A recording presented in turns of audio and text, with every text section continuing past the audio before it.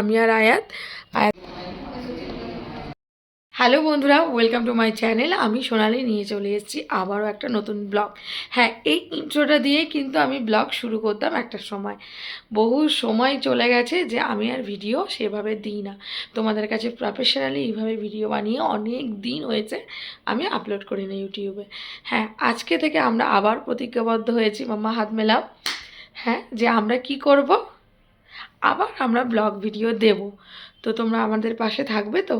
Please কমেন্টসে জানিও। কিন্তু আর একটা কথা, এখন কিন্তু আগে আমি আর আয়াত ব্লগে থাকতাম বেশি বেশি করে, এবং আমরা অনেক ব্লগ শেয়ার করেছি, আয়াতের ব্লগ দিয়েছি অ্যান্ড ফ্যামিলি ব্লগও দিয়েছি, ঘুরতে যাওয়ার ব্লগও দিয়েছি। কিন্তু আমাদের সঙ্গে এই ব্লগে আর একটা নতুন মানুষকে তোমরা দেখবে, অলরেডি দেখে নিয়েছো, তবে এভাবে ব্লগ করে তাকে কোনোদিন দেখানো হয়নি। সে হচ্ছে আমার ছেলে, যে এখন যে দোলনাতে ঘুমাচ্ছে। তো অবশ্যই তোমাদের দেখাবো, এই ব্লগেই দেখাবো।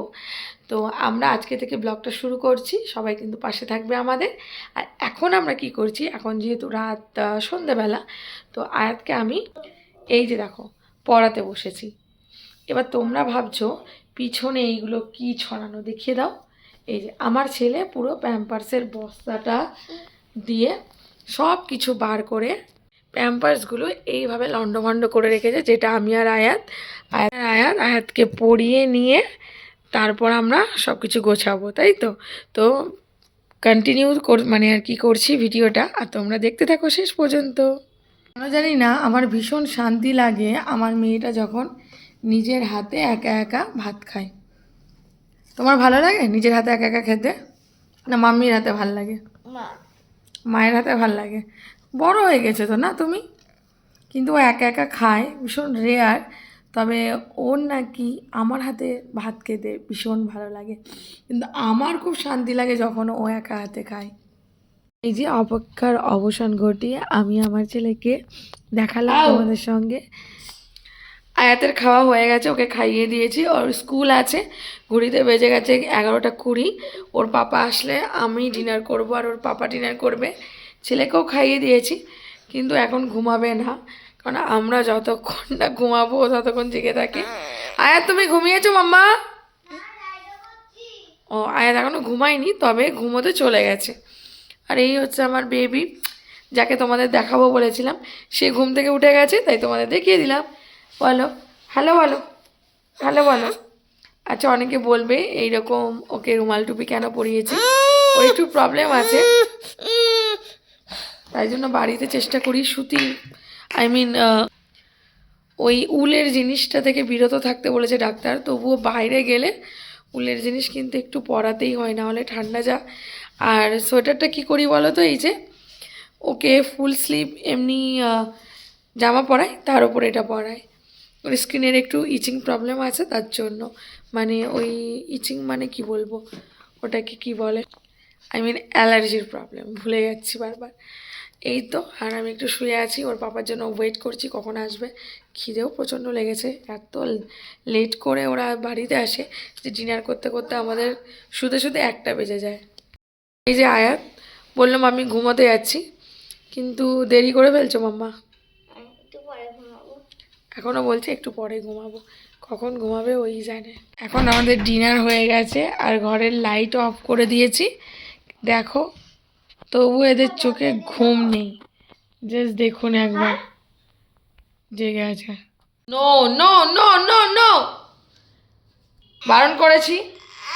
নো, কাল রাত থেকে ব্লগ শুরু করেছিলাম, কিন্তু পুরো ভুলে গেছি যে আজকে সকাল থেকেও ব্লগটা স্টার্ট করতে হবে।